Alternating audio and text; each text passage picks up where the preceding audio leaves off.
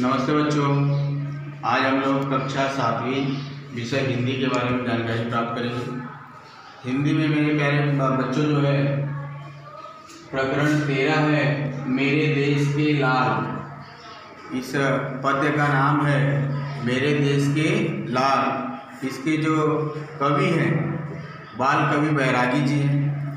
उन्होंने इस पद्य में जवानों के बारे में जो है कि उनकी प्रशंसा की, किस तरह से हमारे जवान जो है कि हमारे खातिर सीमा के ऊपर हमेशा जो है कि पड़े रहते हैं अपने देश की सुरक्षा के लिए, जिसके कारण वो वहाँ पे हैं, इसीलिए हम लोग जो है कि अपने देश में सुरक्षित हैं। तो मेरे प्यारे बच्चों, आपको मालूम होगा पराधीनता जो है एकदम समझ लीजिए तो पशु पक्षियों के समान होता है।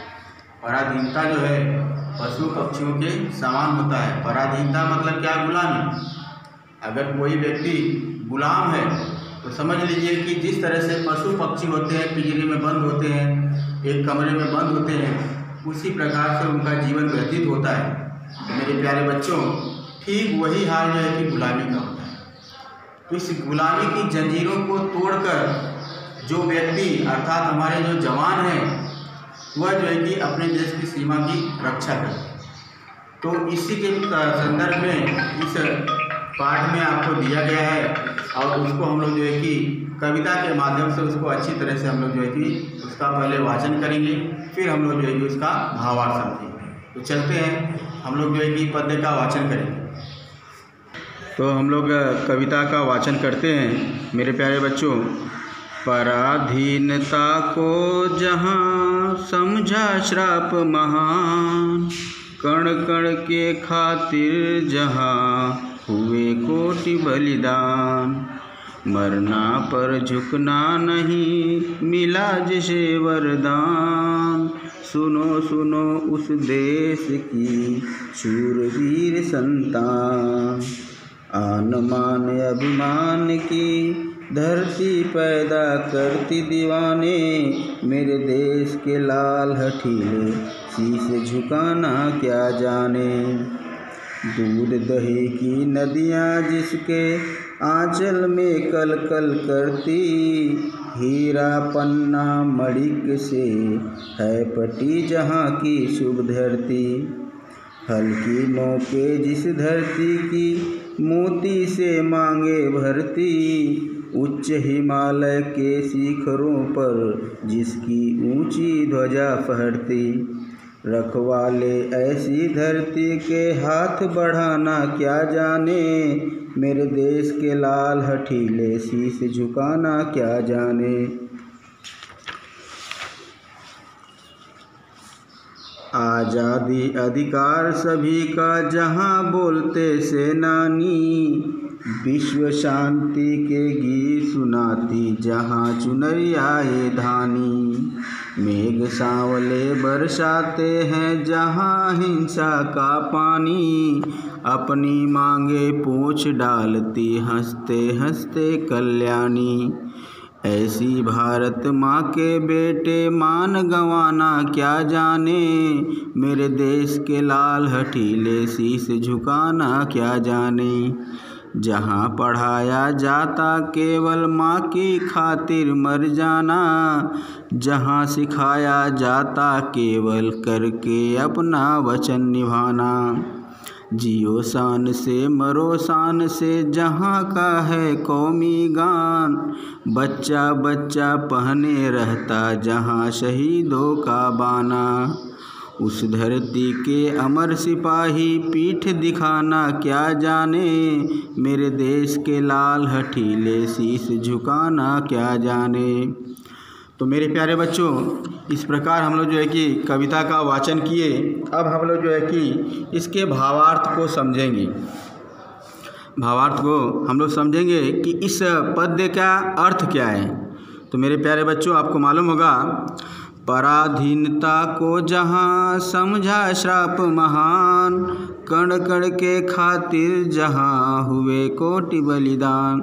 मेरे प्यारे बच्चों, पराधीनता को, जिस देश में पराधीनता को श्राप माना गया है, अर्थात जो पराधीनता होती है मतलब गुलामी एकदम श्राप के समान है। और वहाँ पर कण कण के खातिर जहाँ हुए कोटि बलिदान, जहाँ के सेनानी कण कण के खातिर मतलब एकदम तनिक मतलब एकदम छोटे से भागों के लिए भी अपने आप को जो है कि बलिदान कर देते हैं, उसकी सुरक्षा के लिए अपने आप को बलिदान कर देते हैं। जहाँ पर मरना पर झुकना नहीं मिला जिसे वरदान, मतलब अपने कण कण की रक्षा के लिए मर जाने का वरदान मिला है, लेकिन किसी के आगे झुकने का वरदान नहीं मिला है। ऐसे सुनो उस देश की शूरवीर संतान, हे उस देश के जो शूरवीर नौजवान हैं, जो संतानें हैं, वो सुनो कि अपने देश की कण कण के रक्षा के लिए वहाँ पर जो है कि मर जाना, लेकिन किसी के आगे झुकने का वरदान नहीं मिला है। फिर आगे देखते हैं, आन मान अभिमान की धरती पैदा करती दीवाने, मेरे देश के लाल हठीले शीश झुकाना क्या जाने। अपने आन मान की रक्षा के लिए, अपने अभिमान की रक्षा के लिए धरती जो है कि ऐसे दीवाने पैदा करती है। दीवाने मतलब पागलपन, मतलब अब धरती की रक्षा के लिए ऐसे पागलपन के दीवाने पैदा करती है जो उसके ऊपर अपने आप को जो है कि न्यौछावर कर देते हैं। ऐसे मेरे देश के लाल, जो मेरे लाल हठीले हैं, वो किसी के आगे जो है कि शीश झुकाना नहीं जानते, बल्कि अपने आन मान की रक्षा के लिए वहाँ पर शहीद होना पसंद करते हैं, लेकिन किसी के आगे जो है शीश झुकाना नहीं जानते।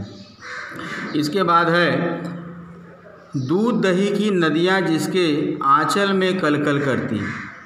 हमारा देश ऐसा देश है कि जिसके आंचल में दूध दही की नदियाँ बहते रहती हैं। दूध दही जो है, आपको मालूम होगा मेरे प्यारे बच्चों, भारत देश एक ऐसा देश है जहाँ पर जो है कि चारों तरफ हमको जो है कि दूध दही की जो है कि नदियाँ बहते हुए प्रतीत होती हैं, मिलती हैं।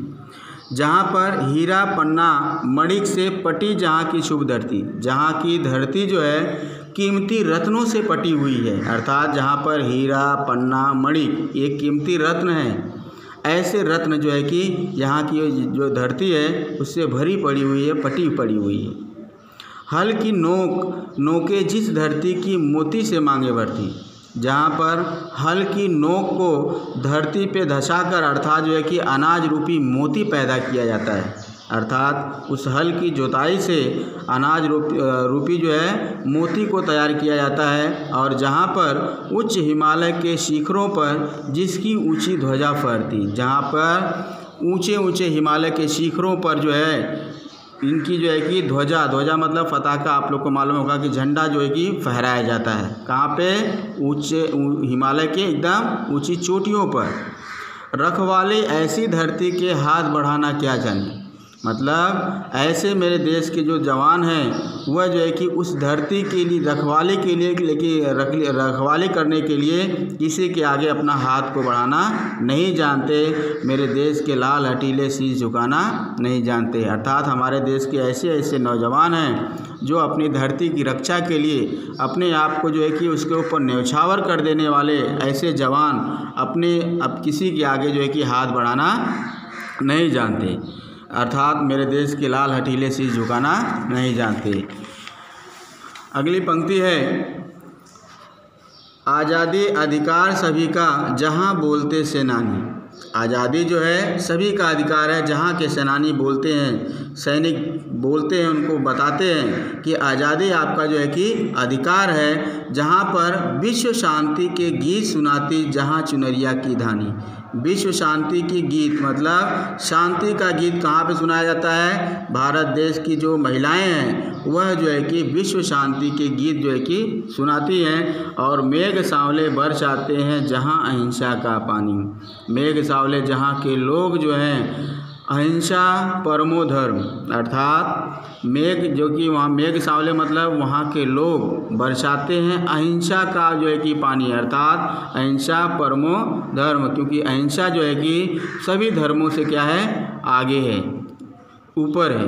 तो ये बात को ध्यान में रखिए। तो ऐसे लोग हैं जो यहाँ पे जो है कि अहिंसा का पाठ पढ़ाया जाता है, यहाँ पे हिंसा का बिल्कुल जो है कि तनिक भी विचार नहीं किया जाता है। ऐसे लोग वहाँ के हैं। अपनी मांगे पूँछ डालती हैं हंसते हंसते कल्याणी, अपनी मांगे पूँछ डालती हैं हंसते हंसते कल्याणी। मतलब यहाँ की जो महिलाएँ हैं कि अपने भारत माँ की देश की रक्षा के लिए ऐसे ऐसे समय पर अपने भाई बहन जो है कि पिता सभी को क्या करती हैं, उसके खातिर न्यौछावर कर देती हैं, अर्थात अपनी मांगों को पोंछ डालती हैं देश की रक्षा के लिए। ऐसी भारत माँ के बेटे मान गंवाना क्या जाने। ऐसे भारत के जो है कि बेटे हैं जो किसी के आगे अपना जो है कि मस्तक को गंवाना अर्थात मान को गंवाना जो है कि नहीं जानते हैं। मेरे देश के लाल हटीले शीश झुकाना क्या जाने, अर्थात मेरे देश के जो लाल हटीले हैं अर्थात जो जिद्दी जवान हैं वह किसी के आगे अपने मान को जो है कि घटाना नहीं चाहते। जहाँ पढ़ाया जाता केवल माँ की खातिर मर जाना, जहाँ पर ऐसा पाठ पढ़ाया जाता है कि अपनी धरती माँ की रक्षा के लिए अपने आप को जो है कि समाप्त कर देने का जो है कि पाठ वहाँ पर पढ़ाया जाता है। और जहाँ सिखाया जाता केवल करके अपना वचन निभाना, जहाँ पर अपने मान की रक्षा के लिए अपने वचन की रक्षा के लिए अपने आप को न्यौछावर हो जाने का जो है कि पाठ सिखाया जाता है। जियो शान से मरो शान से जहाँ का है कौमी गान, मतलब जियो शान से, जहाँ पे भी रहो शान से जियो और शान से मरो, यहाँ का है कौमी गान अर्थात यहाँ के राष्ट्रगीतों में ऐसे जो है कि बातों का जो है कि समावेश किया गया है कि जहाँ पे रहो शान से जियो और शान से मरो। बच्चा बच्चा पहने रहता जहाँ का शहीदों का बाना, जहाँ का बच्चा बच्चा जो है शहीदों का बाना अर्थात उनकी पोशाकों को पहन के तैयार रहता है। उस धरती के अमर सिपाही पीठ दिखाना क्या जाने।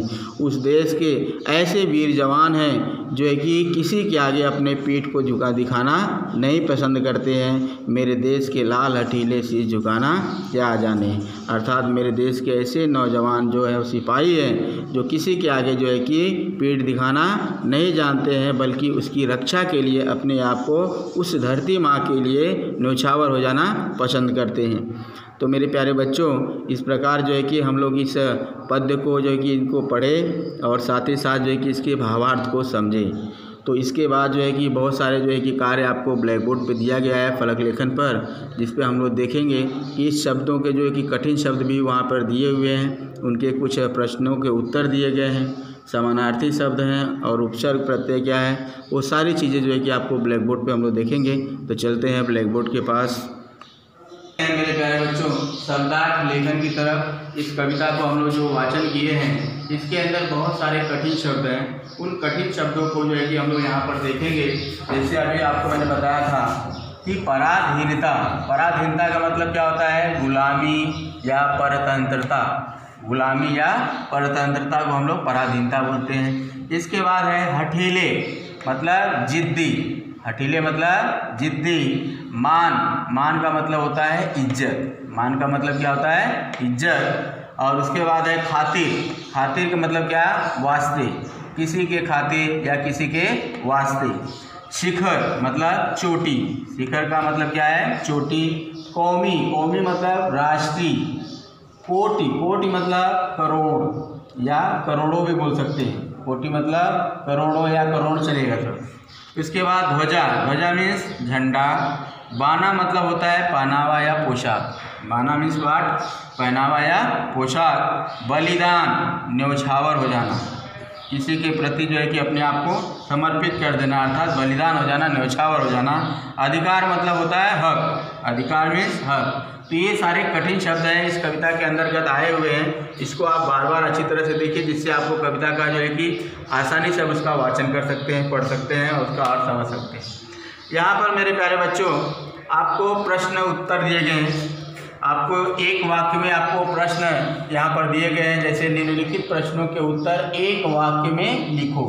एक वाक्य में आपको प्रश्नों के उत्तर लिखना है। जैसे आपको दिया गया है, किस देश में पराधीनता को श्राप समझा जाता है। इस कविता में आप लोगों ने पढ़ा, उस कविता में आप पहली लाइन में अगर आप देखेंगे तो आपको मालूम पड़ जाएगा कि जो भारत देश में या भारतवर्ष में पराधीनता को श्राप समझा जाता है। समझ में आ गया होगा सबको कि किस देश में पराधीनता को श्राप समझा जाता है। तो कौन सा देश है वो? भारतवर्ष। तो भारतवर्ष में पराधीनता को श्राप समझा जाता है। तो इस तरह से आपको प्रश्न का उत्तर मतलब पूरी तरह से एक वाक्य में आपको लिखना है। दूसरा आपको दिया है, भारतवर्ष की संतानों को क्या वरदान मिला है? भारतवर्ष की संतानों को क्या वरदान मिला है? तो इसमें आप देखेंगे कि भारतवर्ष की संतानों को न झुकने का वरदान मिला है। भारतवर्ष की संतानों को न झुकने का वरदान मतलब न झुकना। तो ये लेकिन आपको पूरा जो है कि आपको लाइन को लिखना है और उसमें केवल एक शब्द आपको आ जाएगा, न झुकना। तो भारतवर्ष की संतानों को न झुकने का वरदान मिला है। इस तरह पूरी लाइन वैसे ही है। तीसरा आपको दिया है कि दूध दही की नदियाँ किस देश में कलकल करती हैं? दूध दही की नदियाँ हम लोगों ने पढ़ा कविता के अंदर कि दूध दही की जो नदियाँ होती हैं वह जो है कि भारतवर्ष, आप देखिए तो भारतवर्ष केवल एक शब्द है लेकिन आपको पूरी लाइनें आपको उसके साथ लिखना है, तभी वह एक वाक्य में कहलाता है। तो दूध दही की नदियाँ भारतवर्ष में कलकल करती है। भारतवर्ष में कलकल करती है। इसी प्रकार से चौथा है, हल की नोकें धरती की मांगे किससे भरती हैं?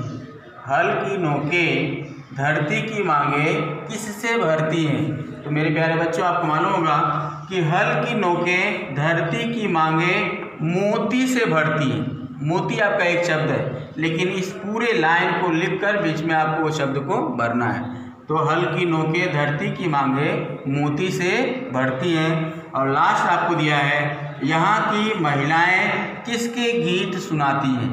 यहाँ की जो महिलाएं हैं किसके गीत सुनाती हैं? तो यहाँ की महिलाएं विश्व शांति के गीत सुनाती हैं। विश्व शांति एक शब्द है लेकिन इस पूरी लाइन में आप जो है कि पूरी लाइन को लिखेंगे उसमें विश्व शांति उसमें आप भरेंगे। तो विश्व शांति अर्थात यहाँ की जो महिलाएं हैं विश्व शांति के गीत सुनाती हैं। तो इस प्रकार जो है कि यह एक वाक्य में जो है कि प्रश्न और उत्तर मैंने यहाँ पर दोनों लिख के दिया है। इसको अच्छी तरह से आप लोग इसको याद करेंगे, पढ़ेंगे। अब यहाँ पर आगे देखिए तो आपको कुछ समानार्थी शब्द दिए गए। समानार्थी शब्द यहाँ पर आपको दिया गया है कि निम्नलिखित शब्दों के समानार्थी शब्द लिखो। जैसे पराधीनता। पराधीनता मतलब क्या होता है? गुलामी या परतंत्रता। आपको पूछा जाता है, ध्यान दीजिए, समानार्थी, विरुद्धार्थी।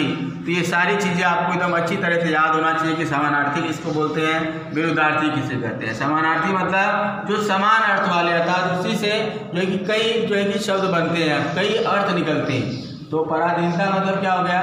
गुलामी या परतंत्रता। दूसरा है शूर। शूर किसको बोलते हैं? जो बहादुर या वीर होते हैं उनको हम शूर के नाम से जानते हैं, अर्थात शूरवीर या बहादुर। उसके बाद होता है अभिमान। अभिमान मतलब होता है घमंड या गर्व। अभिमान मीन्स क्या होता है? घमंड या गर्व। शिखर मतलब होती है एकदम चोटी। शिखर आप लोग देखे होंगे पर्वतों के एकदम ऊपरी भाग एकदम जो होता है उसको हम चोटी के नाम से जानते हैं, जिसको हम लोग शिखर बोलते हैं। ध्वजा मतलब होता है झंडा या पताका। ध्वजा मीन्स झंडा। और हटीले मतलब होता है जिद्दी। हटीले मतलब जिद्दी, एकदम जो जिद्दी होते हैं उसको हटीले नाम से जानते हैं। तो इस प्रकार मेरे प्यारे बच्चों ये आपका समानार्थी है। आपसे परीक्षा में पूछे जाते हैं कि समानार्थी शब्द लिखिए, तो ये आपको मालूम होना चाहिए। तो इस कविता के अंदर इतने सारे समानार्थी शब्द आए हैं। इसके बाद हम लोग देखेंगे उपसर्ग। उपसर्ग के बारे में आप लोग जानते ही हैं कि उपसर्ग क्या होता है। उपसर्ग मीन्स होता है जो शब्द के आगे लगता है वह क्या होता है? उपसर्ग। और प्रत्यय क्या होता है? शब्द के पीछे होता है। तो आप देखिए आपको ये उपसर्ग दिए गए हैं, ये सारे शब्द जो है कि उपसर्ग से संबंधित हैं। जैसे पराधीनता। अब पराधीनता में जो है कि परा आप देखेंगे तो ये परा जो है आपका जो है कि एकदम शब्द के आगे है, अर्थात ये क्या है? उपसर्ग है। तो इसमें से जो है कि उपसर्ग को निकाल कर अलग करेंगे तो पर जो है ये आपका क्या है? उपसर्ग है। पर क्या है? उपसर्ग है। दूसरा आप देखेंगे कि जो अभिमान है, अभिमान में जो उपसर्ग आया है वो क्या है? अभी।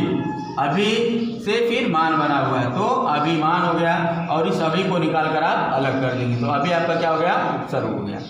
और अगला है अहिंसा।